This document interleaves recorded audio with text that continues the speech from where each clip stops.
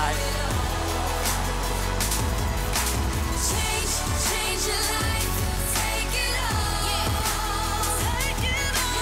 All right. You guys ready? Man, I didn't know who she was introducing. I'm like, who's going next? I thought I was going next.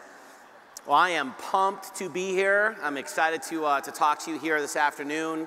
I want to thank Caroline for the great introduction, a great job here today, just all the speakers, all the talent, everything that we're bringing as a company. I'm really pumped about that. I have a twofold talk. I have a very serious talk, and then I have a very fun talk. So I'm going to kind of blend that together for you today. As many of you know, I had vocal cord surgery, so it's kind of timing out on me a little bit right now. So I'm going to fight through it. I think I got too excited at the NMD reception last night. I was kind of talking at the top of my peak of my voice, and couldn't contain it. But it's just an awesome time getting to see the NMDs, getting together with all of you last night. That was great, seeing that room grow. That room gets bigger every single time.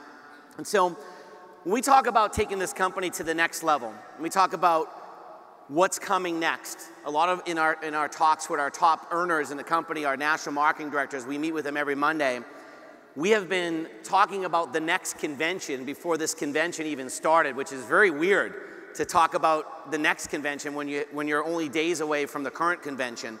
And one of the reasons we've been talking about that is because, as you heard from Chris Axe, and you've heard so far from many people that have spoken, you've heard from Jeff Olson, that we are preparing to take the company to a completely different level. When Jeff Olson, the founder of Nearium International, tells you that what we're going to do at this next convention, when we turn the corner into first quarter next year, what we're going to do with this company is going to make what we've done so far look insignificant, that is a very big statement. You all get that, right? That's a very big statement. And so my talk today is how to mentally prepare you for that, how to get you ready for that, hopefully to inspire you a bit to chase your goals, chase your dreams, be willing to make the sacrifices that are necessary to go after it. This next 6-month run, and I'm going to come up in a couple days towards the end of this event, and we're going to talk about our next run and formalize that run and give you all of the nuggets, tracking sheets and blitz calls and everything that you'll need to really go on that run.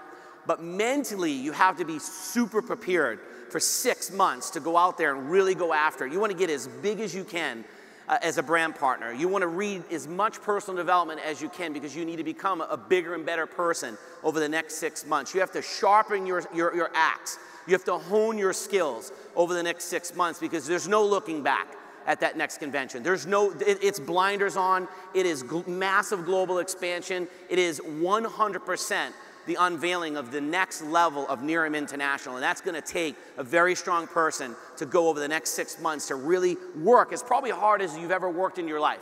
That's how I look at it. I'm preparing personally, Tammy's preparing personally to work the next 6 months like I've never worked in this industry. That's literally how I'm treating it because I understand what's coming. Obviously, we have a bit of an advantage knowing what's going to come, knowing where we're going, knowing the infrastructure. You don't bring the talent that Chris Axe talked about from the companies that he talked about and the amount of money on your payroll that you can imagine that would cost. If anyone knows what 40 programmers cost, some of you are IT people, you just beg to get one programmer at your company, not 40, right? You don't go lay a foundation like that. You don't expand and build a platform like that if you're going to go grow a small little tiny company. If you're just going to go double your company, if you're just going to go triple your company, you wouldn't need to do that. But if you want to go $1 billion, $1.5 billion, $2 billion, $3 billion, you want to break every record in this industry, you have to go lay that path, that foundation, and that's what we're doing. And so let's talk, and I'm just going to ask that you definitely take out your notebook, your journal, take out your pen, buckle in. We're going to go a little bit longer than an hour, so we're just going to be just over an hour. We're going to go straight through, and we're going to talk about you, your goals, your desires, what's going to motivate you. Is it worth it? I'm going to give you some of the journey that Tammy and I went on. I'm going to show you some of the ups. I'm going to show you some of the downs. But it's going to, at the end of the day, this is just simply a talk. It's only a talk to you if you leave here and you don't do anything with it. It'll become something much more than a talk if you write it down and you act upon it and you execute. That's what I want you to do. It's only me just talking to you if you don't do anything about it. And I'm going to prove to you today, I'm going to show you some things I haven't shown you before, and I'm going to prove to you today that Tammy and I have done the things that we talk about on the training calls. You know, on our NMD call recently, I talked about all the journals that we have. And I've got like 11 shelves in my home office that are books and journals of notes that I've taken at trainings over the past 14 years of being in this industry. I'm gonna share some of the thoughts from some of those journals with you. I'm gonna show you and share with you some of the things that I've learned from, excuse me, from Jeff Olson and some of the other people in this company that I've worked with for many, many years, and prove to you that it's so worth the journey. It's so worth going to every single event. It's so worth being on every single conference call, because that's where the knowledge comes from.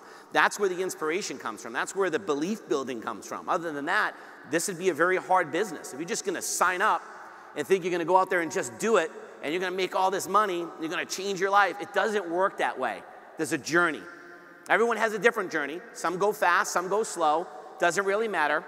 I want you to write this in your notes. I'm gonna ask you to do this a lot today, to write this down. This business is like a marathon. It only matters if you finish, okay? That's it. There's sprinters, there's joggers, there's people that like to walk, there's people that forgot they were in the marathon and they jump back in and start running again. It only matters that you finish. Don't compare yourself to the fastest horses on the track. Don't compare yourself to someone that might hit a higher rank faster than you have. Just compare yourself to you. I've always gone through life like that. I don't compete with anybody. I compete with myself. You can't compete with someone that's not competing with you. That's another thing. Sometimes you might think you're competing against other people. That's not what Nerium is about. It's great to have friendly competition and have a workout partner and those things. I believe in those things. I'm going to talk about some of those things. But all in all, at the end of the day, you're in this for you, you're in this for your family, your team, your friends, your neighbors, changing lives. And you gotta be willing to go through it. You gotta be willing to forge that steel. You gotta be willing to go through some of the pitfalls. All pitfalls, the pitfalls are different for different people. Everybody's story is different here. And it's interesting when you see someone walk across the stage, everybody that walks across the stage, and we're gonna do some recognition here in just a little bit after my section, and you're gonna see all the amazing people and the amazing lifestyle transformation and the amazing incomes that are gonna be earned and all the titles. And I don't wanna discredit that at all, but guess what? They're just people like you and I. Some of them were up there in the nosebleed. You guys up there in the nosebleed section? How's the balcony section? You guys up there? Right? I remember when I was up in the nosebleed section, my whole goal in this industry was to go from there to right there. That's all I was staring at, all you people in the front row going, I will be there, I will be there, I will be there. And every single person that walked that stage said they're no different than me. And when they shared their story and their background and what they had to go through to get there, I said, they're no different than me. They just have a better seat. And at some point in my career, I will get down on the floor. That was my goal. I had another goal, is to have my own hotel room. So for all of you that are sharing hotel rooms, like it's okay if you share a hotel room with one other person and you got 2 beds, even if you had to kind of split a bed, I mean, that's okay. Split a hotel room with 4 people, maybe someone takes the pull-out couch. Not the most comfortable thing, but it's better than being outside, right? You share a hotel room with 10 people, it gets very interesting, okay? Very interesting. Danny Gassme's laughing. We have the record for the most people in a hotel room at a convention like this. Not at a party, that's how many people had to split the room. Like the room is $200 a night and everybody's chipping in $2. That's how many people are in the room. You get it? Right? I slept in a bathtub one year with you never use that little pullover blanket that's at the bottom of the bed. You guys know that, right? Never use that thing. I mean, that thing's just dirty. We all know that. And I laid that thing in a bathtub. I slept in a bathtub one year, okay? So I definitely have been there. So my goal was get in the front and get out of the nosebleed and get my own room. I can remember when I had my own room, it just felt so good. I didn't want to leave the room. Like, this is what it's like to have your own hotel room. And you actually get a free cup of coffee, because when you have 25 people in the room, there's only 2 little bags of coffee. It doesn't work out the same, okay? Some of you in this room know exactly what I'm talking about. You've either been there or you're there right now. You're like, oh man, he did it, we can do it, right? Man, we got 30 in our room. So let me take you through the journey a little bit. For Tammy and I, we had no experience. When we first joined the industry, it was 14 years ago in 2000 when we joined the industry. And we had no sales experience, no marketing experience, no business experience. We definitely were professionals at being broke, because we were broke. We were 40 grand in credit card debt. There was way too much month at the end of the money.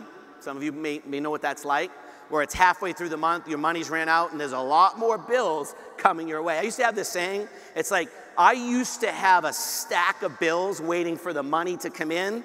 Now I have a stack of money waiting for the bills to come in, okay? Where's the next one? I wasn't happy about that when I thought about it a long time ago. It was, oh my goodness, I need the next month to come real quick. And at that time, we were a military family. Tammy and I were a Navy family, and we had just got transferred from Hawaii to Bethesda, Maryland. And in Bethesda, Maryland, I was going through a cardiovascular program, and Tammy, we were expecting our first child, and we were really struggling. I mean, way too much at the end of the money. Fridge was empty, many, many days during the month. Just really, really struggling. The whole time we're faking it till you make it, right? That was a saying you learn sometimes in this industry. Fake it till you make it. How about you just make it? Because the faking it part it's not fun, okay? I don't want to stay in the faking it part too long. And so what I'm going to share with you, I'm going to show you, and I think this is on. Is the Elmo on here? Is most of you know Tammy and I for kind of what we've done here at Nerium. You joined 6 months ago. You see us on a couple of videos. You might have heard us on some of the calls. But you don't know where we came from. And so some of you, even though I start off with saying don't compare yourself to anybody but yourself, you're still comparing yourself to the national marketing directors. You're still comparing yourself. Maybe you're a new brand partner in here. You just got started. You got 1, 2, 3, 4 people in your team. You're a senior brand partner. You're already comparing yourself to all the SDs that have their Lexuses. Okay? And you're thinking, man, I don't know if I can do what they just did. They don't have kids and they're not working all the hours I'm working, or maybe they knew a lot of people, or maybe they have a degree in relationship marketing. They have a degree in Nerium. There's no degree in Nerium, but they think people have degrees in Nerium. And so what I wanted to share with you is my W-2. Turn that on here. Yes, I removed my social security number for identity theft purposes. So I made a whopping $19,000 pre-tax. Uncle Sam was so kind to take some of his piece. I was left over with 16 grand, $16,000, right? Not a lot of money. It was me, Tammy, and a newborn. I brought my tissue. Try not to use it. I'm such a baby. I was crying when I wrote these notes. I'm like, oh, can't do it.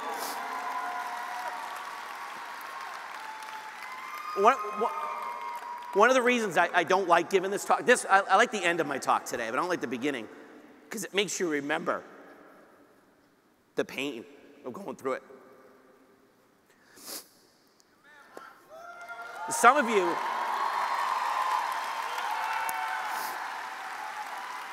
you are going through it right now.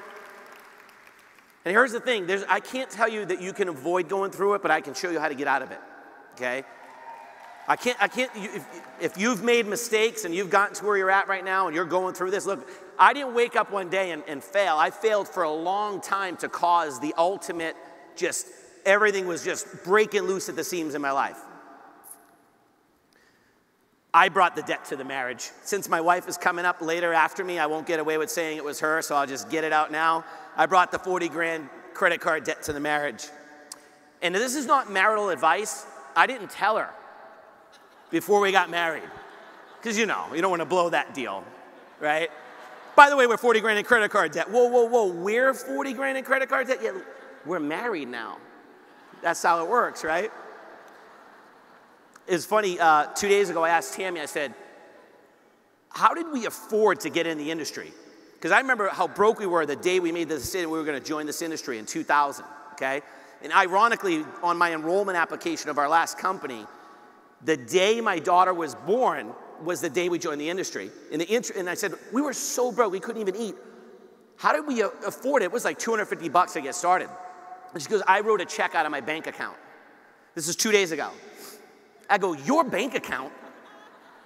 What's with your bank account? I thought we were married. I didn't know about that bank account until 2 days ago, right? So guys, do some checking. She goes, that's money I earned at part-time jobs, right? I'm like, okay. It got us in the industry. Can't complain about that one, right? But we just went through that journey. 16 grand after taxes. I mean, we had some housing allowance from the military. We had a food allowance from the military. So all in all, we were making a little bit more money than that, but it wasn't much more. And so we had every excuse to fail. No money, no time. It wasn't like we weren't making money because we weren't working. I had a 100-hour work week, solid, 7 days a week. I had a full-time Navy career, full-time cardiovascular tech school. We had a newborn. I'd go to work. It was dark. I'd come home. It was dark. When I wasn't working, I was dark and I was sleeping. And that's just what our life looked like. And so we went through the motions. And so for those of you that are going through that right now, the decision is in your hands today. This is kind of tough love.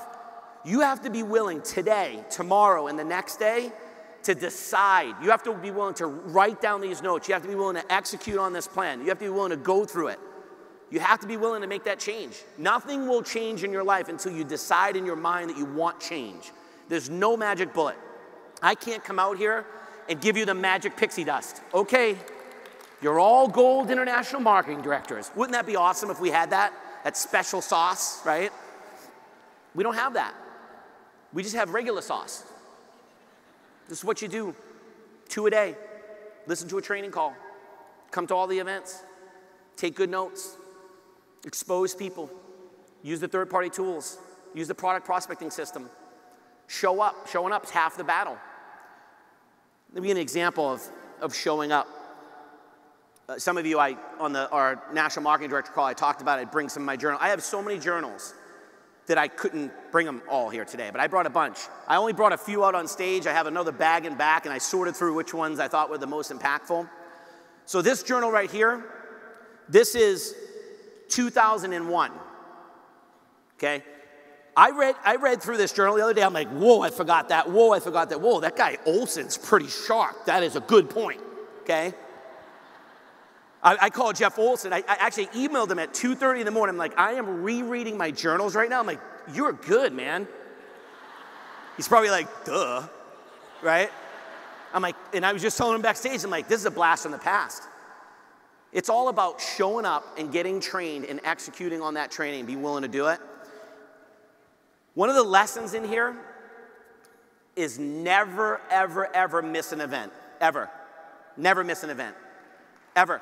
For no reason, okay? Ever. I know there's some people watching this on stream at home and for whatever reason they couldn't make it here. Okay, watch it on the stream event. Take 3 days, shut everything down, whatever you have to do, and watch the live event. But there's nothing that beats being here in person. You can't replicate in your living room what we have here right here. The energy that's in here, the camaraderie that's in here. This is just the first day. You can't replicate that outside of these walls, right? Like Jeff Olson says, you go to a place here that you can't get to on your own. And so, one event changed my life. One event. You know what people ask me? What's the most important event that I should go to? You guys want to know the answer to that? The one you miss. That's the one. The most important event that you should go to is the one you miss. There was an event in Tyson's Corner, Virginia in 2001, okay, with Jeff Olson, some of our other top performers in the company. I was still in the Navy. The event was $40. I'm sure I probably owe you another $40, Danny. I didn't have $40. I have no idea how I get in. I got really good at showing up early, like 7 hours early. Like, hey, the Navy guy's out front again. The hotel's calling the orchestrator of the event. The Navy guy's out front again. It's like, it's 2:30 in the morning. The event doesn't start till 1 o'clock in the afternoon. I mean, what do you want us to do with them? Well, just let him in.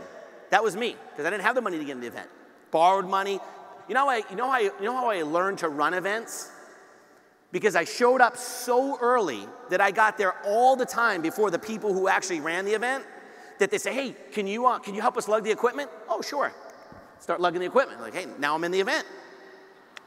There's a little Navy trick for you, okay? Hey, can you help us lug all the tools? Sure. Hey, can you help us set up the tool table? Sure. I mastered setting up the tool table, setting up the AV equipment. One job I got fired from is I have bad penmanship. You'll see that in my notes here in a minute. And so they gave me the job at filling out the name tags. I only lasted like 10 tags. They're like, hey, Smith, gone. Here, get in the event. You earned your keep today. Just get in the event. That was my situation. But I didn't let it scare me away from going to an event. On a Sunday, at 1 o'clock in the afternoon to 1 in the morning, Jeff Olson decided he was going to do these power trainings. I thought he was crazy. I mean, 12 hours of anything is crazy. I'm thinking 12 hours power training. Okay, I better feel real powerful when I come out of there because that's crazy. And I don't have the $40. So I go to this event. And as you'll see, now, it wasn't my first event. I joined in 2000. This is July of 2001. I've been to a lot of events.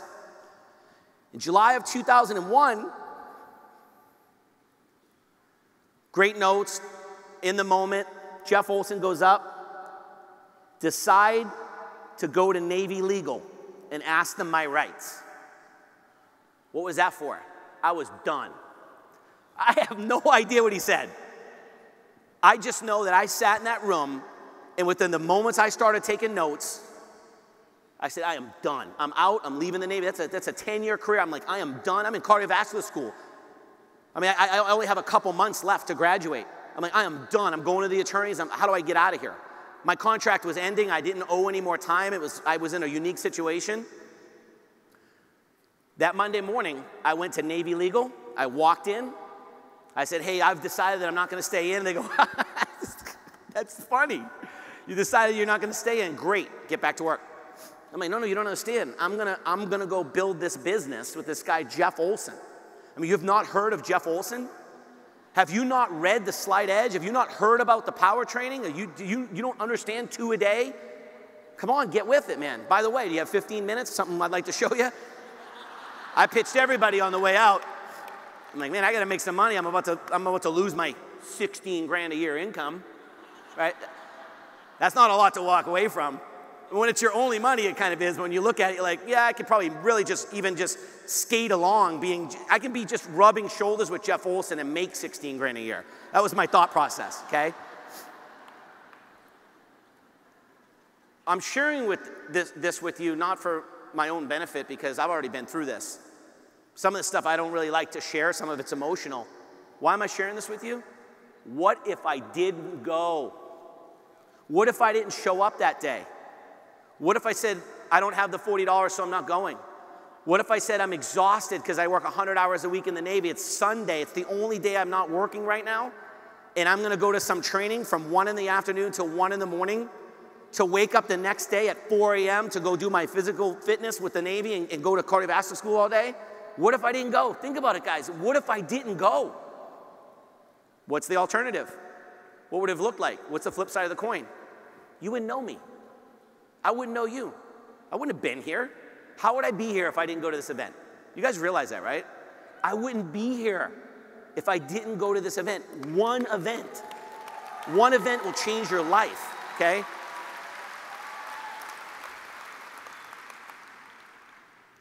Tammy and I did everything you could do wrong in this industry, okay?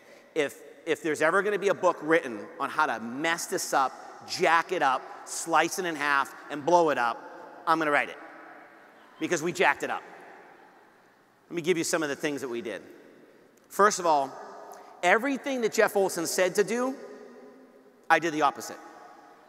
I mean, what does he know? The millionaire maker. I mean, I'll show him. I'm 16 grand a year guy. I'm going to show wholesome what's up. That's what my attitude was. I'm this Navy guy. I'm supposed to be tough. I'm not going to follow some guy that telling me to do 2 a day. 2 a day, I'm going to do 100 a day. That was my attitude. I know, where's Aaron Whittier? He's around here. He probably remembers that. I was the punk Navy guy that showed up in his Navy jogging suit. I had 2 sets of clothes. I had my Navy, actually I have 3. I had my Navy uniform. I had my, what they called the Smurf suit. It was, you remember the Smurfs, right? It was just an all blue Navy jogging suit. And I had my hospital scrubs. That was it. That was my uniform. I didn't really have a lot of civilian clothes. I remember marching into that meeting in Rockville, Maryland, like, oh, I'm here. Like, great. You need to pay to get in. Can you get back out and get in line? So anything he said, I really did the opposite. It wasn't that I didn't believe in Jeff Olson, I just didn't believe in myself. I didn't believe in a system. I didn't believe what they were saying was really the way to the top, because I believed I was better.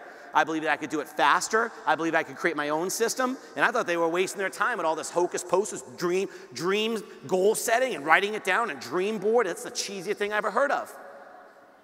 Yeah, I was the brokest guy in the room thinking that. Think about that for a second. I was probably one of the brokest people in the entire company at that point, thinking, I have a better way. I'm going to show you guys how to do it. So, since systems were so important, and Jeff Olson trained about systems, I said, I'm going to show him, I'm going to create my own system. And so I figured, I drove around Washington, D.C., and I see all these signs on telephone poles. It says, like, get rich, do nothing, don't even need to wake up anymore, money just pours into your bank account. You've seen those signs, right? You guys know that that's all a lie, right? Some of you will find out later that those things don't work.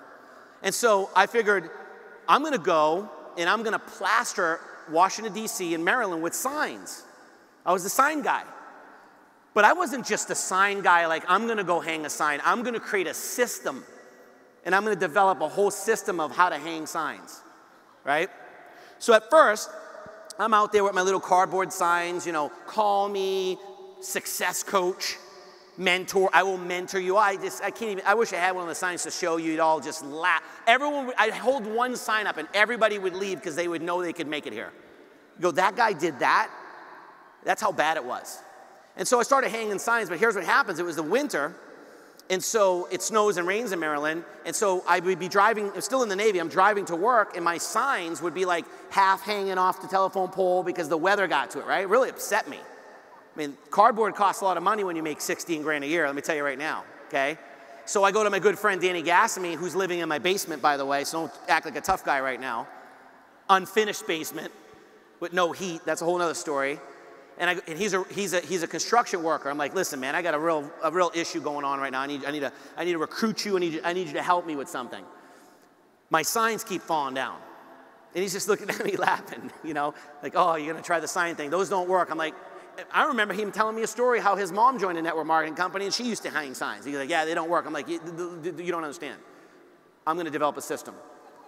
Okay, I'm following this guy Olson, and I'm going to develop a system. You've never seen a system like this before. Okay? So he goes, okay, so what are you using? I said, cardboard. He goes, you got to use corrugated plastic. I'm like, okay, got it. So I go to this sign place, and I now ask for these beautiful, you know, 5 foot by 4 foot square kind of corrugated plastic signs. They just pop. The letters are like this big. I'm like, game on, right? Now the problem is the city keeps driving by my signs, and they're pulling them down. I mean, can you imagine doing that to a guy? And so I'd go down a road and I'd see no signs. I'm like, I know I plastered every single telephone pole on this road. They're all gone. So I recruit my friend Danny Gassamy again. I'm like, look, man, I got a problem with my sign system. He's laughing at me. He's like, what's the problem now? I'm like, look, they're ripping them down. And he goes, oh, you need roofing nails. I'm like, well, what are roofing nails? He goes, they're about this long and they got a plastic cap on the end. There's no way they're getting them out. And you're going to have to get a bigger hammer because you're going to have to really drive these huge nails into these telephone poles, right? So what do you think I did?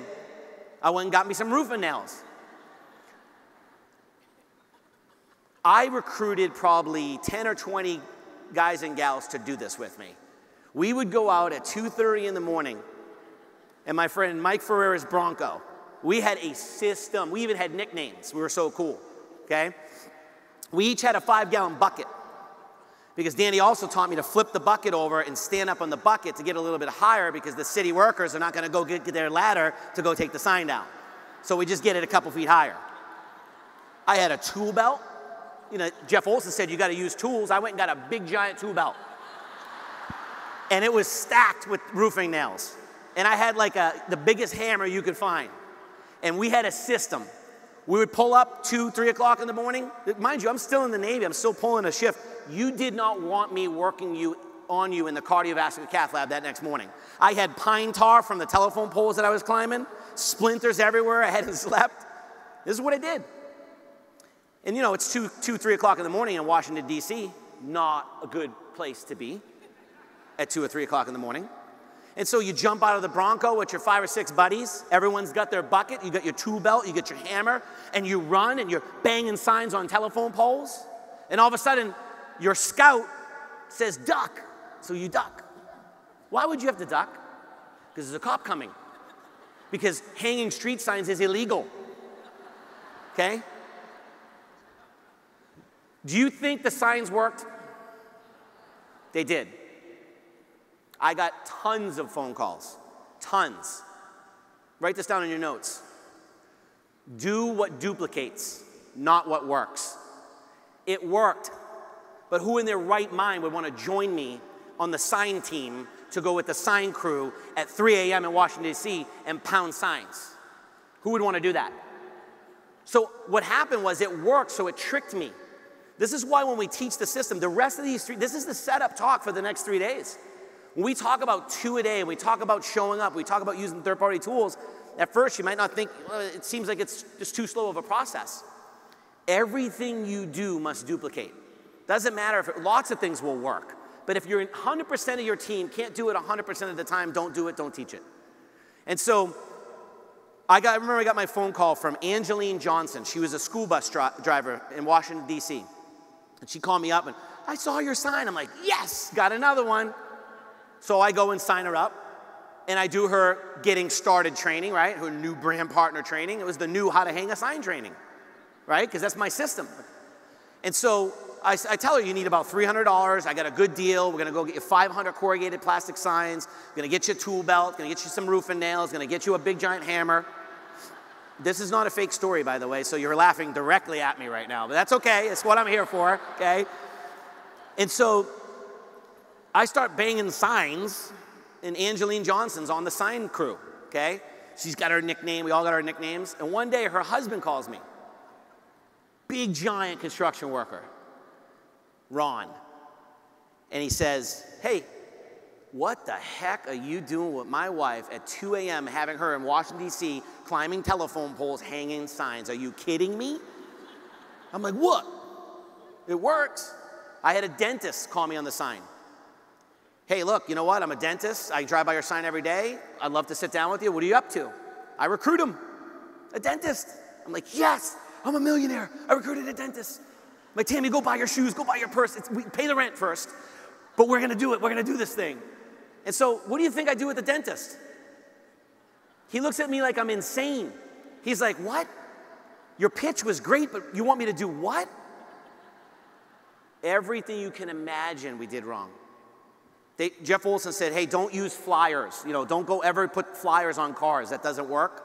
So naturally I said, Tammy, what we need to do is go get some flyers and we need to go put them on a whole bunch of cars. I mean, I think they were just testing me. I think it's like reverse psychology. Tell him not to do it so he'll go do it 10 times bigger, right? And so we took our last few $100s and we got the most fluorescent pink paper you could find. It was like glow in the dark, like nuclear. It was so bright. And I put some cheesy, horrible message on there like, call me, you'll be guaranteed success, overnight success, something just dumb, right? And we go to the White Flint Mall in Rockville, Maryland. And this is before my daughter's born, so Tammy's pregnant. And she's like real pregnant, like Olive on a toothpick pregnant. You know what I'm talking about? And she's like ready to give birth in the parking lot. And I'm like, come on, babe, just another 100 cars. I mean, I know it's cold, but here, take my jacket. And we're putting flyers on windshields at the White Flint Mall. I remember I got an 800 number. I felt like a hero when I got an 800 number. I'm like, I have a 1-800 number. And I put that on my flyer. And Tammy and I ran home, and we sat by the phone. I look back at this, I laugh at myself. This is the most idiotic thing I've probably ever done in my life. We literally sat by the phone, waiting for it to ring. After I got yelled at all day by my pregnant wife in the winter in Rockville, Maryland, putting flyers on a car. And the phone rang. I'm like, this is it. I pick up the phone. I'm like, offices of Mark Smith. How may I help you? Yeah, this is mall security. We need you to come down to the mall because you have a bunch of your pretty pink flyers all over our parking lot, and we're gonna charge you a fine for every flyer that's there. To the mall, picking up flyers. The street signs, I hung so many, I built such a big team of street sign hangers that I got a call from the city manager of Laurel, Maryland, and he sounded super sharp on the phone. I'm like, this is my next superstar. He goes, here's the deal, buddy. You need to come get every single sign down from every single pole in our city, or we're gonna fine you $500 a sign. I actually saw these fluorescent orange warning sticker, bumper sticker things that they would put over the phone number on my sign. I mean, that's not fair. That's my phone number. That's how they call me, right? And for a minute, I thought, you're gonna fine me $500 a sign? How? You don't even know me. That was the Boston in me. I'm like, my wife goes, hey, dum-dum, your number's on the sign. These are real conversations in the Smith household. So we didn't get ahead by cheating the system. We didn't get ahead by reinventing the wheel. We failed miserably. We didn't get ahead by creating the new system. We didn't get ahead by not listening to Jeff Olson. We didn't get ahead by just not going to the events. Going to one event, like taking one shower, that doesn't work. We got ahead by doing it over and over and over and over. We messed this thing up so bad. I mean, I could tell you stories for weeks of all the things that we did that didn't work. I'm giving you a taste of it because I want to share with you today what did work. I want to show you how to go from where you're at right now to where you want to be. Everybody has different dreams or goals. Someone in here might be going through that $16,000 a year W-2. Some of you going through it. Others in here have $100,000 a year W-2 and they hate their job. They're not happy with their life because they're making $100 grand a year, great, and they come home and one day their kids are in college and they don't remember grade school, but they're making $100 grand a year. So it's not just, oh, this is for broke people. This is for everybody. How do you fit it into your life? What are you looking for? Is it money? Is it time? Is it money and time? Is it the associations? Is it the give back? Is it being part of something bigger than yourself? What is it for you? Because everybody's looking for something different, but there's one thing I know, it all exists in this company. If we haven't proven that to you, we should end the event right now because it only takes about an hour for the average brand partner that's never been to an event like this to sit in this room and go, this is amazing. Is this amazing to you? It's an unbelievable opportunity. It's not just an opportunity about finance, it's an opportunity in life. It's an opportunity to grow as a person. When Jeff founded this company, on the 3 words that you've heard, make people better, he didn't found it on make more money. He didn't need the money. His friends probably still think he's crazy. He doesn't need the money. Why go work so hard? Why give up? You don't think he's given up part of his life to be able to build this great company? Of course he has. Think about that for a second. The journey is totally different. Make people better. There's 3 things that Tammy and I have used to go out there and get out of the rut. Not paying our bills, struggling, dealing with the credit card debt, dealing with flat out depression. I can remember how depressed I was, trying to pick myself up in the morning to go to work. I remember when I went full time in this industry, my first month full time, I made $380 something. I made less full time than I was making part time. There's a tip in there. Don't go full time until you can afford to go full time. Don't go full time until you're willing to do the work that's required to be full time. Live on your near income for 3 to 6 months before you go full time. See if you can do it. We made the mistake of going full time too fast, okay? And this is obviously in a prior life. There's one thing I can guarantee, one thing I 100% can guarantee, is the darkest hour comes right before the knock, just like this.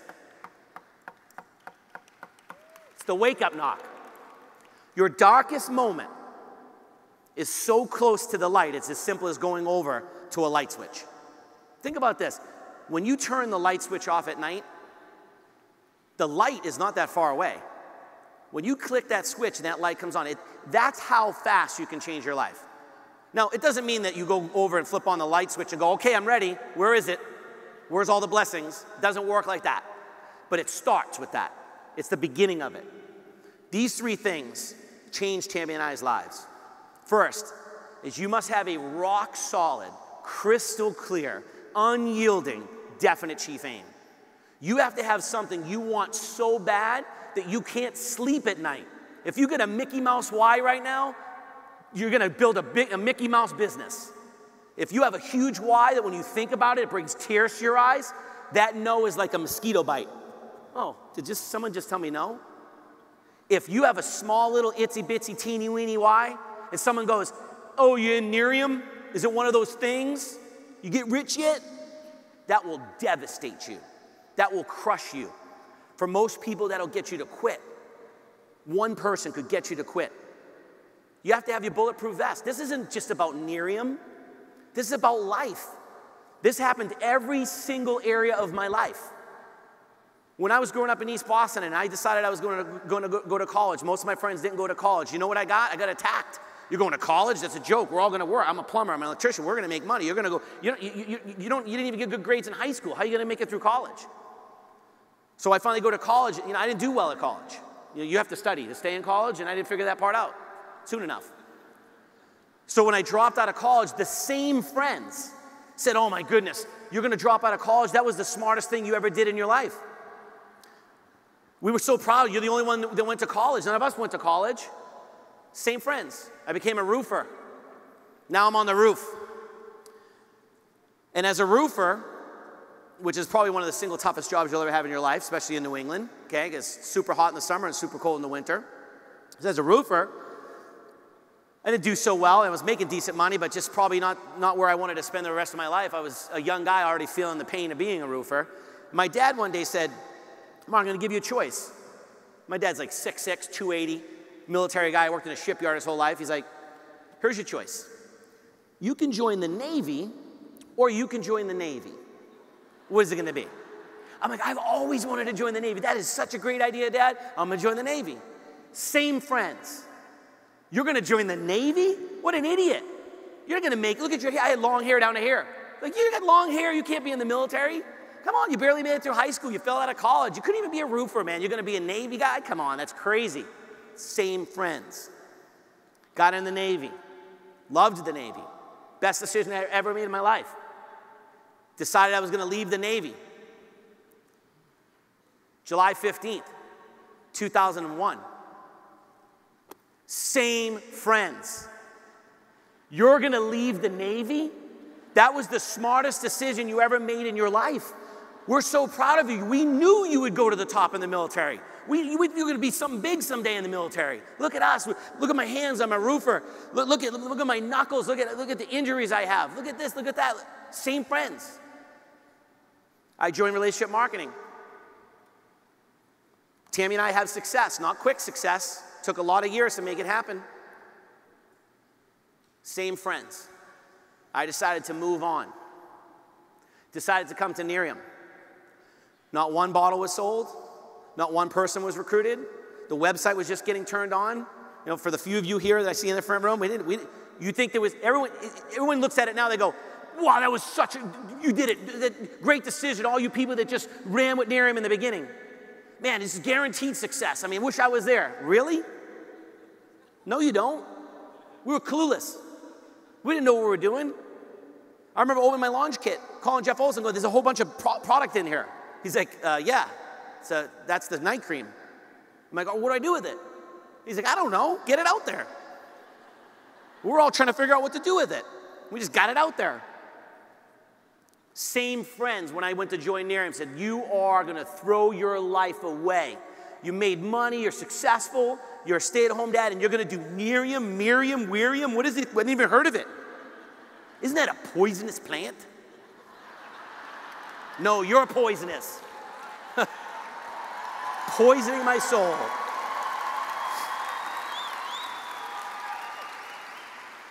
Your definite chief aim, you have to tell your mind what you want.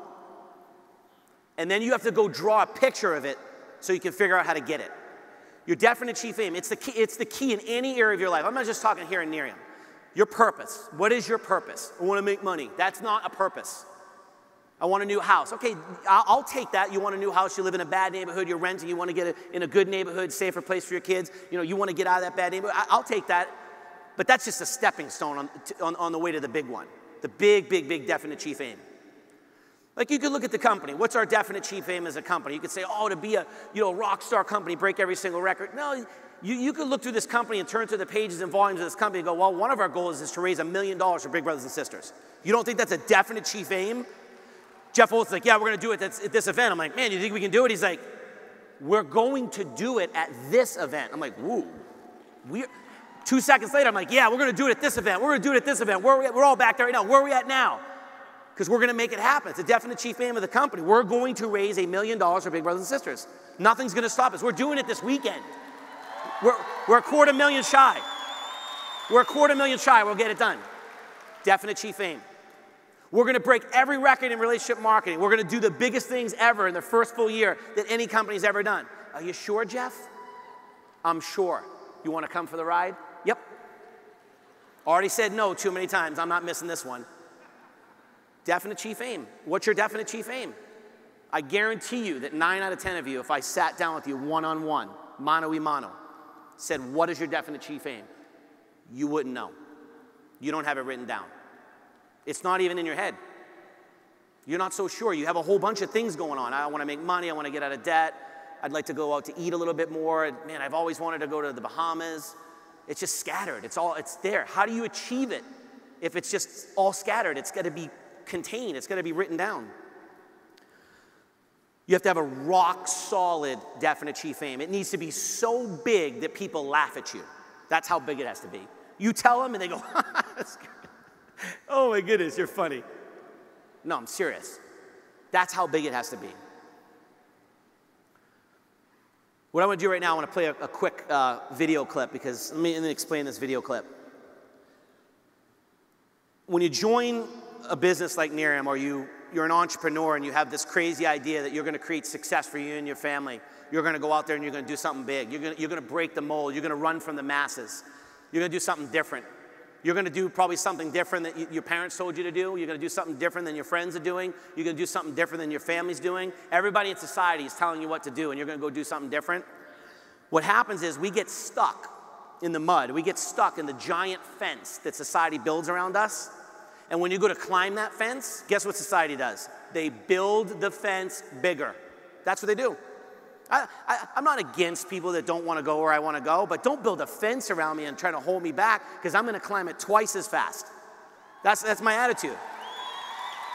And so we get stuck in the monotony of the system. Go to work, get paid, go to work, get paid, don't go to work, don't get paid, take a vacation. You know, get hungry at noon. You guys know what they call it, a lunch break at corporate America? You're hungry, go eat. 30 minutes.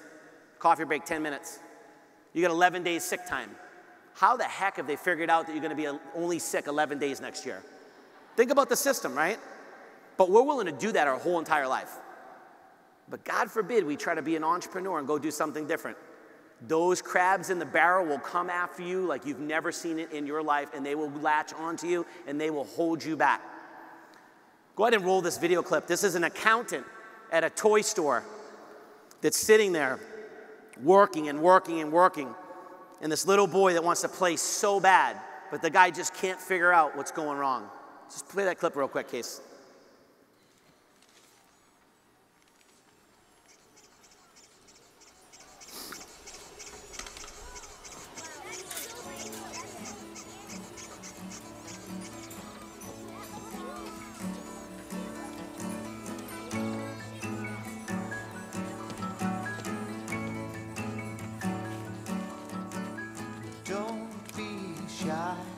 Just let your feelings roll on by.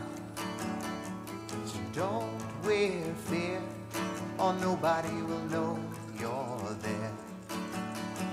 Just lift your head and let your feelings out instead. Now don't be shy, just let your feelings roll on by. On by. You know love is better than a song. Love is where all of us belong. So don't be shy, just let your feelings roll on by. Don't wear fear, or nobody will know you're there. You're there, you're there.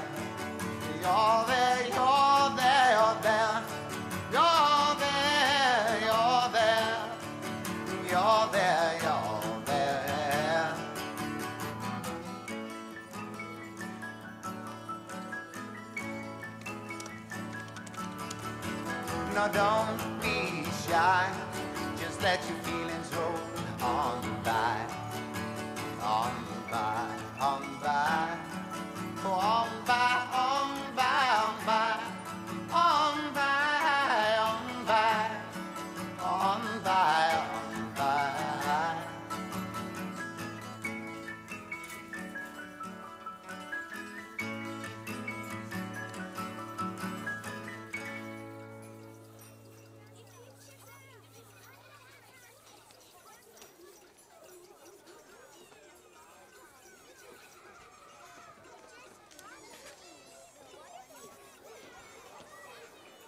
Does that sound familiar?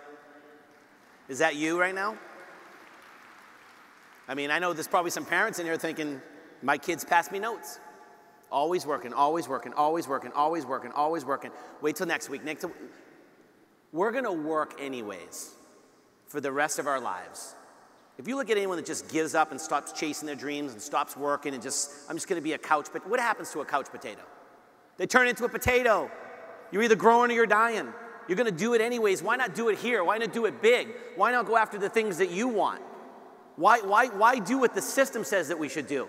Passing notes to our kids. Think about that for a second. These are the things that were said to me that drove me crazy. The one-liners I wrote down in my journals that drove me crazy. I'm like, you don't know me good enough. You shouldn't have said that. See, it's great because we're in a large group, so you don't know if I'm talking about you. I'm just talking about everybody. All right, let me say this.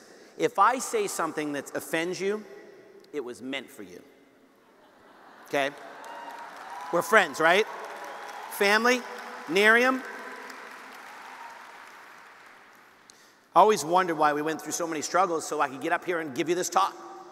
See, if I never went through this and Tammy never went through this and the NMDs that you're going to hear from and see get recognized and you hear on the calls and Nerium universities, if it was all roses and ice cream and white picket fences, I don't know how to help you through your struggle because I just signed up and I signed up, 4 days later I went national marketing director, and 2 months later I went gold national marketing director, and no one ever told me no. So I don't really know how to help you. That's not what the story is for leaders. And some of them might have had a fast run here at Nerium, but they cut their teeth somewhere else. My book's from 2001. Nerium wasn't a thought yet. So I cut my teeth somewhere else. I went through that journey. The second thing is initiative. Napoleon Hill said, the world bestows its biggest prizes for one thing and one thing only, and that's initiative. It's called work. You got to work. It's network marketing, not net, sit on the couch, do nothing, send in a check marketing. It's network marketing. It requires work. It requires discipline.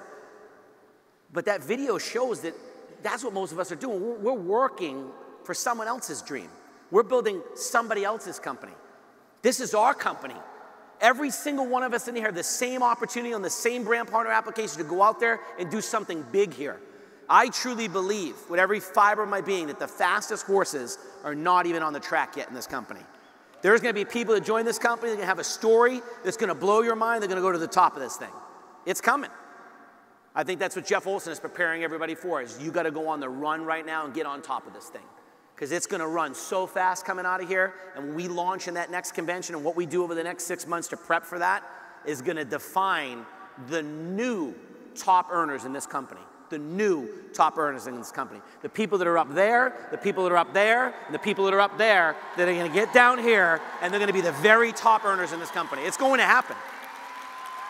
Jeff Olson and I recently talked about this backstage, and he goes, you're right, it is going to happen. You can't stop it. It's the cycle of this industry, and it's what makes this industry amazing. It's not who got here first, it's who's willing to take the initiative, who's willing to have a definite chief aim that's super strong, who's willing to go to work. The third thing, probably one of the most important things you can do in any level of success in any area of your life is faith. It's being sure of what you hope for and certain about what you don't see. It's kind of like an iceberg.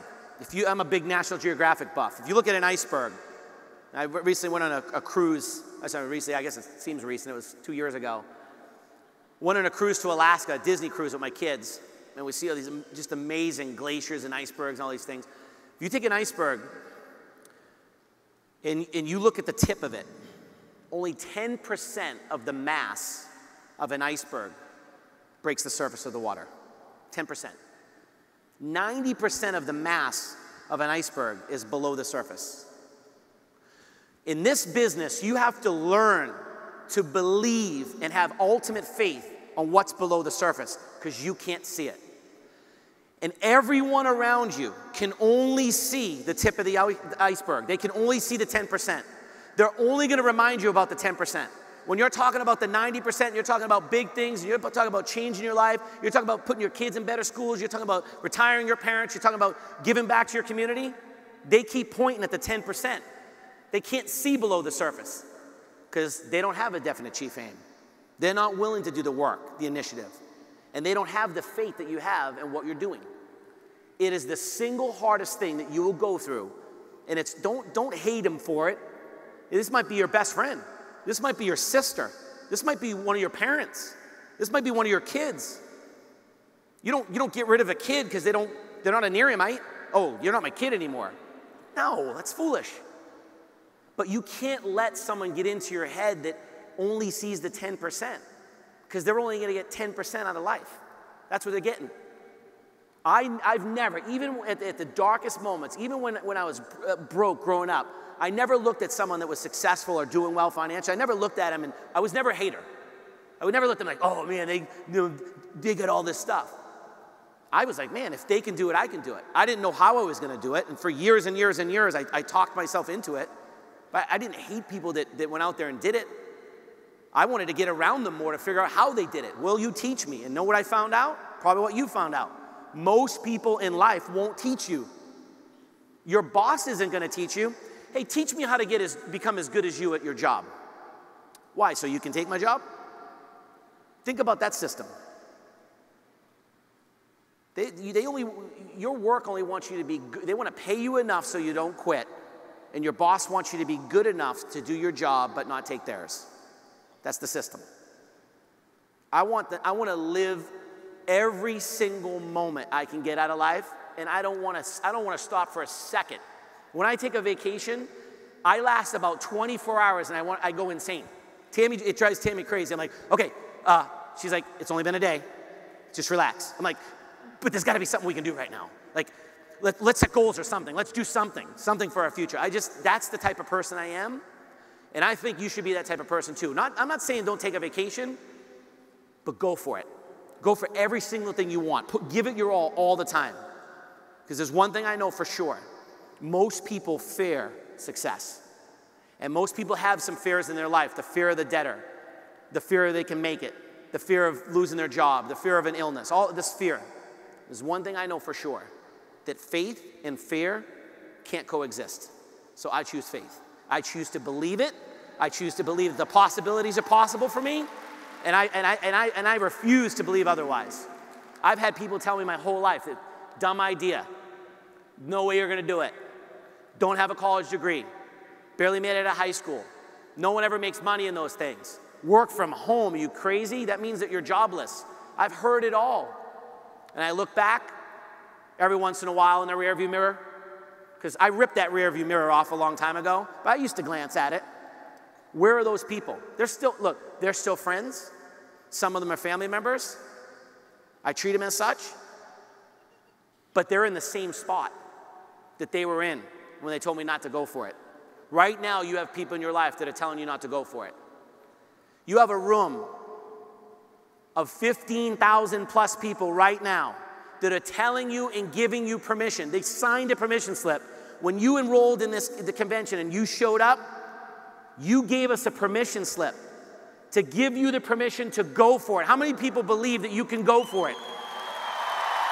You have to go for it. You have to be willing to do it.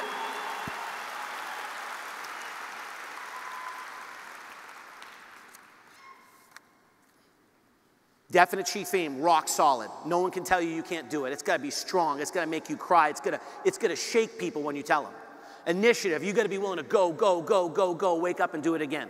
You're going to work anyways. Why not work for you? And the faith, the belief that you can do it.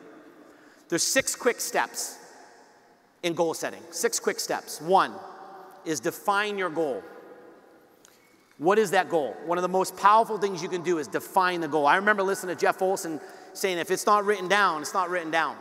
Something something you think about is a wish. Something you write down is a goal. Let's separate that today. Oh, I was thinking about this, or yeah, I want to do, where, is it written down? Is it in a journal? Have you made the steps? Because anything that's not written down is simply a wish. There's 99.99% chance it's not coming true, because it's just here. You haven't involved all the senses yet. So write it down, get a journal. They have all these different journals. Journals everywhere. I got this journal right here. This is something I did for the Turks and Caicos. I wanted a trip there. I didn't have the money to go to Turks and Caicos. I won a trip. So on a free trip, I decided I wanted to have a piece of property in the Turks and Caicos. I made a whole entire book about it. On the binder, it says, I will until. That's the binder. I will until. What does that mean? I will until I get it. Not I'm going to try it. Not I'm going to toss it around. Not I'm going to think about it. I will until, I will until, I will until. I found out that this whole definite chief aim initiative and faith is so powerful. And be careful, because if you engage on this journey and you really, really believe it like I believe it, and you write it down and you involve your family and you put these goals and you put the pen to paper and you stick to it, you will achieve every single thing that you put in your way. Everything. It'll come true. This isn't a sales pitch. It will happen. I scare myself sometimes with crazy things I think up, write down. I know Dale Munger's laughing because he always goes, I remember you talking about that 7 years ago. I'm like, I haven't stopped talking about it. I need to talk about it. I talk about things to you all so you remind me. Did you do it yet? Oh, dang it. Did you do it yet? You tell 15,000+ people you're going to do X, 15,000+ people will remind you. That's how you achieve goals, believe me. Write it down. It's got to have a time frame. How many people have set a goal that's never happened because you just keep setting it and setting it and setting it and setting it? I'm going to do it this year. I'm going to do it this year. I'm going to do it this year. No, when? What date? By what date? What month? What day? What hour? You have to have a time frame. Hold yourself accountable. Use visual aids. Here's a piece of the street. I wrote on it so I didn't forget, because I'm sure that I'll take other pieces of streets from other areas of the world. This is from Prague, Czech Republic. Wanted a trip there. And someone misplaced their piece of the street, so I took it home with me. But this was to remind me, when I went on this trip, of the things that I learned on this trip. I went on a mastermind retreat with people that were making unbelievable amounts of money, had completely changed their lives. Some of them were running huge foundations. I sat in a room in Prague, Czech Republic, and I have a whole journal just on that meeting. And I took this piece of the street with me because I said, Tammy and I together, we're going to bring all of our six-figure earners to Prague. That's what we said. We weren't making enough money to do that, but we're going to figure out a way to take all of our leaders to Prague, Czech Republic. 2 years later, same street I took this block out of. I was sitting in Prague, Czech Republic with the top leaders in our team. I have no idea how we got there, but I think I got something that reminded me. I had a visual aid. It was so real to me. I refused to give up. Just for sake of time, I won't read you my whole journal. Probably wouldn't want that anyways. But on my trip to the Turks and Caicos, that's how serious. I'm only showing you this because it's done on a conference call. You may question, does Mark really do that stuff? Does Tammy really, does it really work? Yes, it really does work. I know what doesn't work because I did it for most of my life. So now I decided the other half of my life that I'm going to do what does work. So just here's another journal. In 2004, 18th of October, I won this trip to Turks and Caicos for being one of the top recruiters. I think I recruited like 2.5 people that month. Wasn't like Miriam. It'd be hard to do that here, right? And so I'm on a plane. Now look, mind you, I don't have the money to buy a plane ticket to Turks and Caicos. I don't have the money to go stay at the resort we were staying at. I don't have the money to eat at the fine dining and smoke Cuban cigars, which I'm not a cigar smoker, but I tried it anyways, and I don't know how you smoke cigars out there, but it was a Cuban cigar, and they're legal there, so I tried it. So I wrote myself, I keep these notes. This is my secret to success. I write it down. I write down what I want. I believe that I can do it. I have the initiative to go after it. There's no secret. I'm giving it to you right now. If there was ever secret, the pixie dust to sprinkle on you, this is it. It's called hard work. This is what it is. It's hard work and faith put together.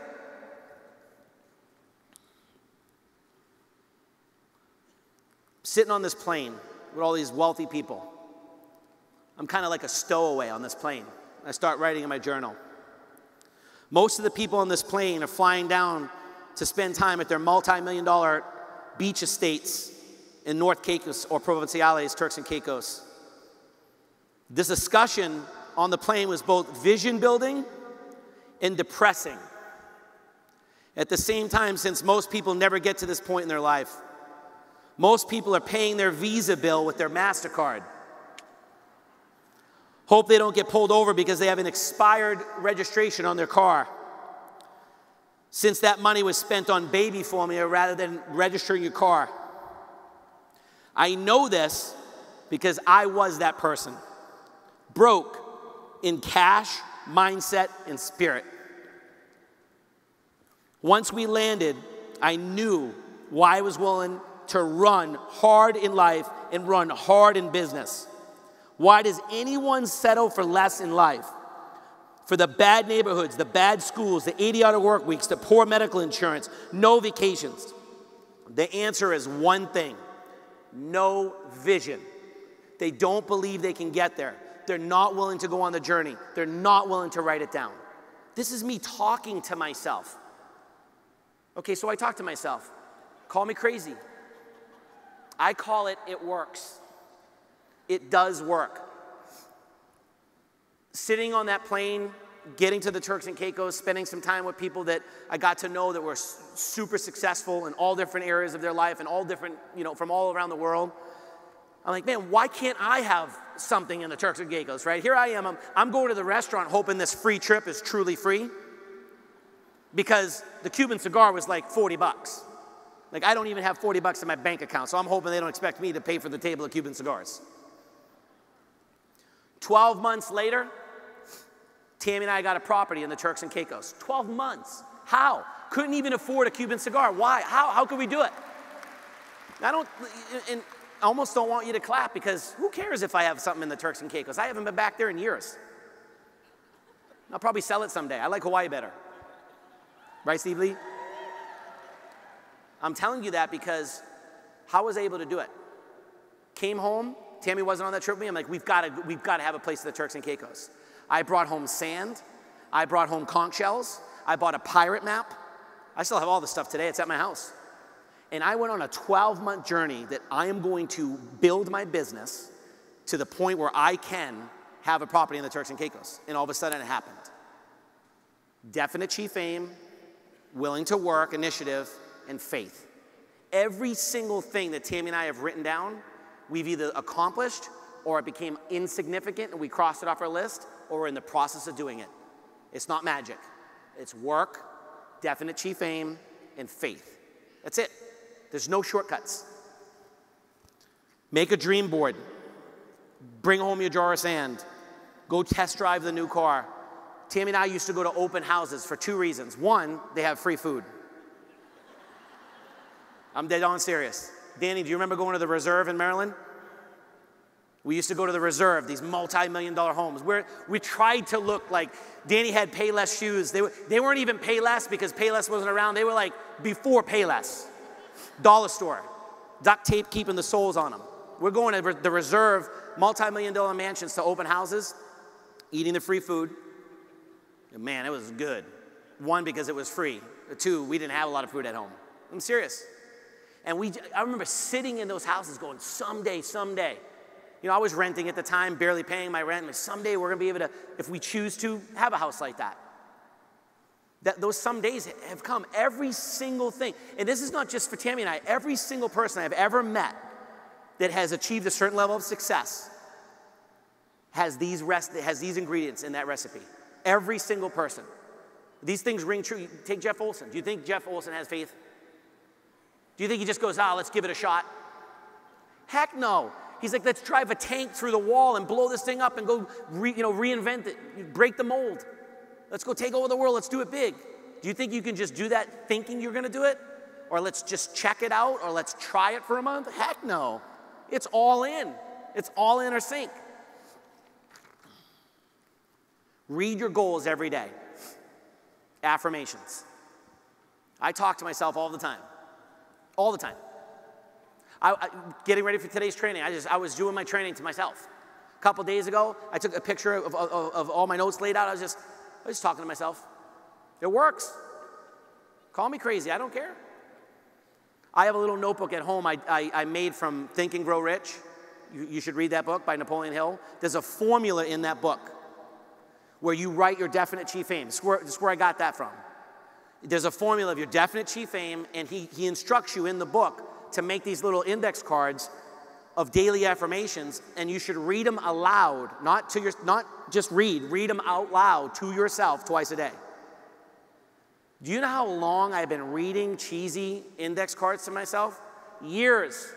If anyone ever caught me, that Smith boy next door is cuckoo. I mean, he's reading all kinds of, you should hear the stuff he reads to himself. I mean, he thinks he's going to have a house in Hawaii someday. Isn't that crazy? We know they're not paying their rent. Think about that. It works. You don't have to go it alone if you have a workout partner. That's the one thing that you should leave here having a workout partner. Nothing in life is going to come easy. You are going to get some setbacks. People will quit on you. Oh, you didn't know that? People will quit on you. People will have success here and quit on you. It's not only people that get in, don't really do anything, don't come to the trainings and decide they're not going to do it. Even people that have success quit. You should understand that. People are going to quit. But a workout partner keeps you accountable to your definite chief aim. You should have a workout partner. And be a worthy workout partner. Don't be a slug of a workout partner, like you have a superstar workout partner and you're weighing them down from their success, if you know what I mean. Find someone that's even keeled, that's about where you're at. You know, they got similar goals. Workout partners are super, super important.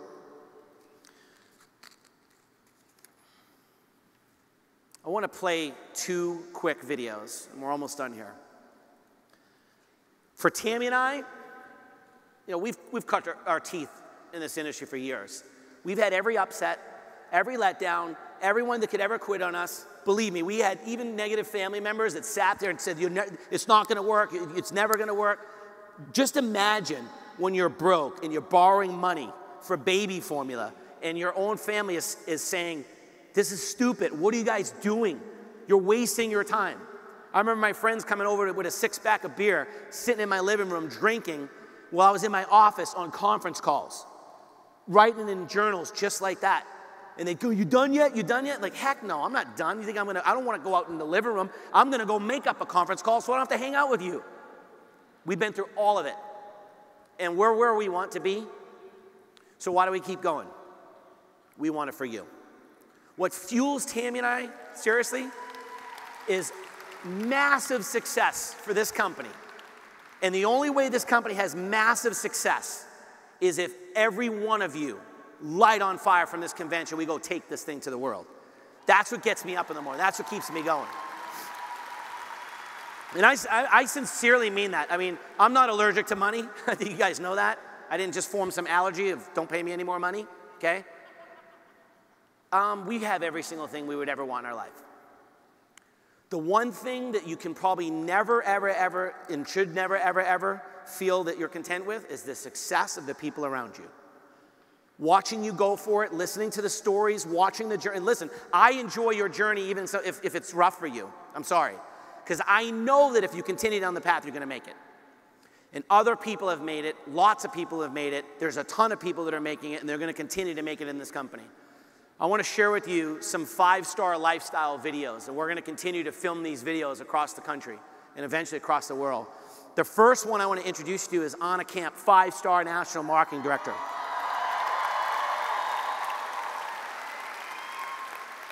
She's been through ups and downs in her lives. I won't bring them all up because whatever's on the video is probably what she wanted you to know, right? She reformed her entire life through Narium International. I remember when you first got started, when you showed up at the Atrium Hotel in Orange County. I remember the doubt. And you were kind of picking my brain, kind of like, let me see if this guy's for real. I do remember that. I remember the questions. You know, she had been beat up in the industry a little bit, so she was, well, this is another one of those things. Well, let's take a look at what's happened for her. So go ahead and roll this video, please. A mentor early on in this business said to me, you know, Anna, you have to really focus on a few things. Show up, pay attention, get excited, and be a joy to work with. And so I boiled that down to show up and be fabulous. A lot of my friends call me the Fab. It really puts a smile on my face when they call me that. I had a wonderful upbringing. I'm one of 5 children, and I grew up in a household where I had a mom that just believed that I could be anything or do anything. And she really instilled that belief in me as a very young girl. And I know that who I've become as a woman is very much because of that type of influence, the type of influence of a mom who was so positive, who just believed that there were no limits to what you could be as a woman. So I've raised my son Skylar as a single mom for 18 years, and it wasn't easy in the beginning. We slept on the floor and ate top ramen and had to make ends meet, and I was able to sell pool tables from the garage, and I grew that company to be one of the largest companies in the country for selling game room furnishings and pool tables. Of course, I sold my soul to that business and missed a lot of time with my son and wished I would have seen something like this, something like Miriam, because it would have allowed me time to be home with him. But unfortunately, through a crazy set of circumstances and a company that actually ran the pool table business into the ground and filed bankruptcy, I never saw all that money. I didn't have enough cash reserves left to be able to afford the mortgage payment long term, let alone my son's college education. At some point, the money would run out, and I knew that I had to do something. I saw Miriam about 2.5 years ago. It was brought to me by a friend of mine. What happened was I couldn't sleep. I literally couldn't sleep for 3 nights thinking, oh my gosh, if this is real, I don't want to suffer the pain of regret. I knew we were onto something really big and that this was really special. Miriam has just completely changed my life. Everything about my life has gotten completely 100% better. We recently purchased our dream home, and it's absolutely gorgeous. From the second you drive in the gate here, it just feels like you're in a resort, really. And the house sits right on the 15th fairway, so in the afternoon I can come home and my husband will say, hey, let's just sneak out and play a couple holes of golf. And it's so much fun to go out and be surrounded by the smell of grass and the beautiful golf course.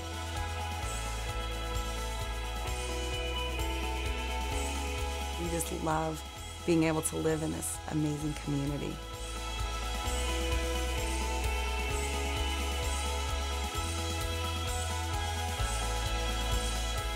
My husband, David, has an amazing career. He actually films the finest golf resorts in the world.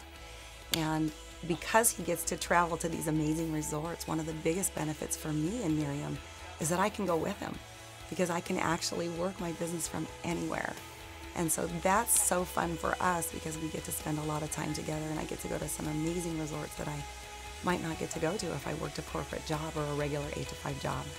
Being a single mom for 18 years, I never thought I would get married again. It's just the love of my life. I could not be any more supported. I could not be any more happy. You know, we really, as a family, we'd stopped dreaming. Both of us love to travel, and with Miriam, I get to travel. This company has given us a lot, and we're really grateful for that. To be able, especially, to have my son in the business and my sister and brother-in-law as well in the business. Not only do we get to spend quality time together, they also connect with what it is that I do. All of my 5 siblings live very close, all within an hour drive.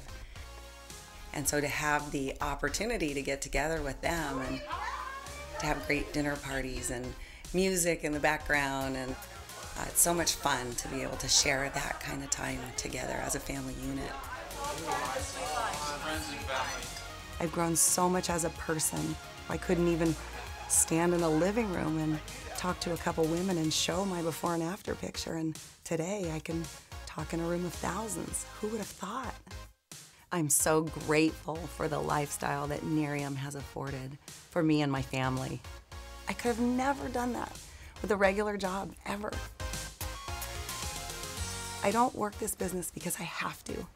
I work it because I get to. And I feel like it's a privilege and an honor to be able to do that. And so I know that when I sit with somebody, I know I can change their life.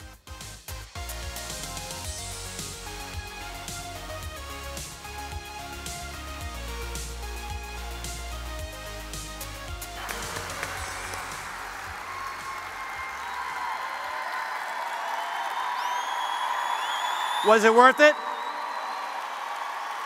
Is it worth going to a convention? Is it worth doing a real results party? Is it worth getting on a Team Miriam call? Is it worth committing to Miriam University? Is it worth it? It's 100% worth it. 100%. I got one more for you. I want to introduce you guys to Dale and Vanessa Munger, 5-star national marketing directors. I can remember when they first started in Miriam as well.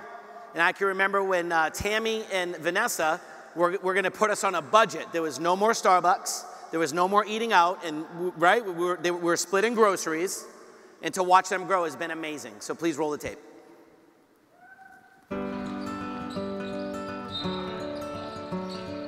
I'm just a regular dad who loves hanging out with her kids, playing basketball, playing baseball, playing flashlight tag with my boys at night. Just going out there and being part of their life. To me, that's so important. We had really struggled with everything, and I didn't have that option to be able to think about, hey, I got to go out there and play with my kids or play basketball or even have time to play baseball. I was finding something to help us survive.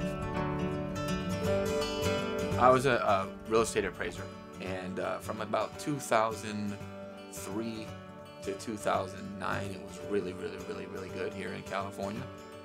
We had a lot of success in the industry, but we worked. I would go out and do about 10 appraisals a day, and then I'd come home, my wife would be on the computer till 1, 2 o'clock in the morning. The industry took a dive, and during this time, about a 9-month period, my son was diagnosed with diabetes. I didn't have insurance, and my car was repoed. I had to empty my kids' rooms so I could afford the house that we lived in, which is the house we're in today. But during this period, I would sit in my garage and not want to face my wife, not want to face my 2 boys, because it just didn't feel like I was that father or that husband that I should have been. I remember staying up late at night, worrying about our future. We were praying for something different to happen in our lives. I got a phone call from my best friend, and he told me to come over, and we went over to both of our best friends' house. We were in the backyard, and my buddy threw me a bottle, and I'm like, skincare? How are you gonna do skincare? I mean, how's a Marine and how's a construction worker gonna do skincare? And so, that was my thought, but then my wife was right behind me, and she goes, oh, no, oh, we're in. She's like, we're in. And I'm so glad my wife is much smarter than me. One of the biggest changes in our life has been us traveling together as a family. And that has been truly just a blessing. We've been almost everywhere around the United States and now to Canada and Mexico.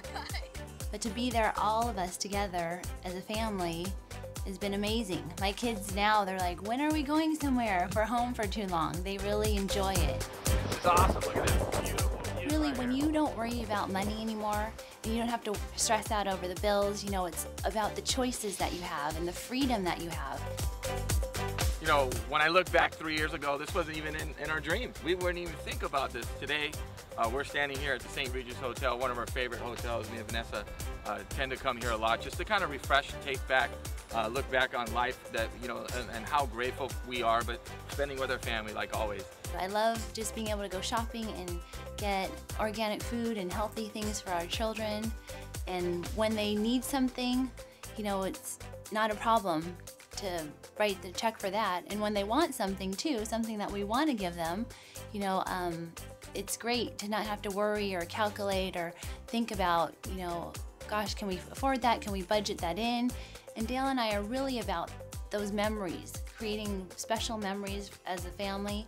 And so we're able to do that with no problem here in Miriam. What I won't forget is who I am. You know, I won't forget that I couldn't afford a gallon of milk. I won't forget that my son was diagnosed with diabetes and I didn't have insurance. I won't forget that I had to get mentors in my room. I won't forget those. I'm not going to forget where I come from. And because of where I've been and where I am today, you know, I'm not going to let that happen. I feel like I carry a blessing on my shoulder. And so my passion is going out there and helping people. We just think of it as going out there and whose life can we bless and change today. And so it doesn't become anything different. It's not like work. It's more like our lifestyle. What's most important about where we are today is that I dream. I dream again. You know, no one's ever gonna be able to tell my kids they can't dream again. Our kids love Miriam. They're part of Miriam as much as we are. We homeschool because we just found it was the best way for us to be able to have the lifestyle that we really wanted. Our children are learning, we're working, and we're having fun, all in one big bubble. So it's been really incredible. And homeschooling just fits right in to our Miriam family and you know, the way we do things. We're just so grateful and so happy to be part of an amazing company called Miriam International when really all you got to do is work hard. We want you to know that. You know, it's enjoyable, we're having fun, and we're helping people live a life of their dreams.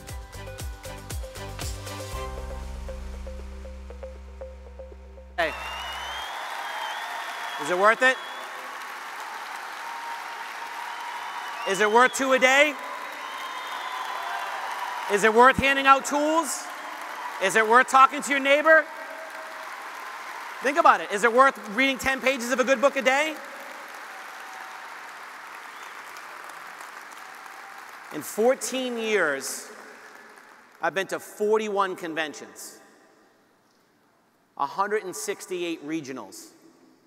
I've listened to 1,400 team calls, thousands of home parties in 14 years. Sounds like a lot, right? In those same 14 years, other people working a job, say a 60-hour work week, times 14 years, is 43,000 hours working for someone else, for someone else's goal, for someone else's company, for someone else's dream. But we don't look at it that way. We'll allow people to tell us, don't go for it. Stick to the system. Get a real job. 41 conventions, 168 regionals, 1,400 plus calls. It was worth it. Anna Camp will tell you it was worth it. Dale and Vanessa Munger will tell you it's worth it. Ron and Leslie will tell you it's worth it. Jocelyn and Eric will tell you it's worth it. Linda Lindsay would tell you it's worth it. I could go through every single person in this arena in the front row here that's gone through the journey, that's cut their teeth. Some of them have had setbacks and they've plowed through them, and they will tell you that it's worth it. Is it hard? Depends on how you look at it. If you have a rock solid, definite chief aim, if you're willing to have faith that you believe the possibilities are possible for you, I think it's way easier than 43,000 hours for someone else that doesn't appreciate me, doesn't care where my kids go to school, doesn't care what zip code I live in. That's the way I look at it. At the counter of success, you must pay full retail. There's no discount for success. It comes with a price. It comes with a sacrifice. But we're going to work anyways. Why not work hard here in our business for us, for our dreams and our goals? Are you willing to go out there and do it? Here's the thing. This is not a dress rehearsal. This is real. And you have to draw your line in the sand now. Put it on paper, formulate your goals, and be willing to go for it. Because I'm going to tell you right now, the ride of your life is Monday. Thank you.